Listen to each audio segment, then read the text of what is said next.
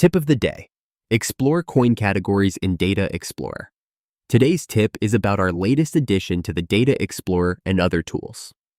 Start by opening the Data Explorer and head to Crypto Rankmap. For this example, we'll select Global Account Long % as the indicator.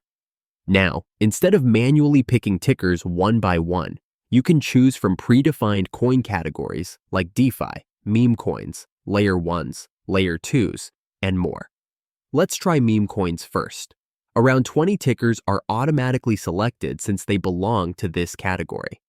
Set your time frame and hit run. You'll now see a clear sector-wise comparison of tickers for deeper insights. For instance, Trump currently leads with the highest global long percentage among meme coins.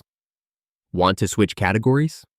Just go back to settings, pick another group, say Layer 1s, and the relevant tickers will be auto-selected.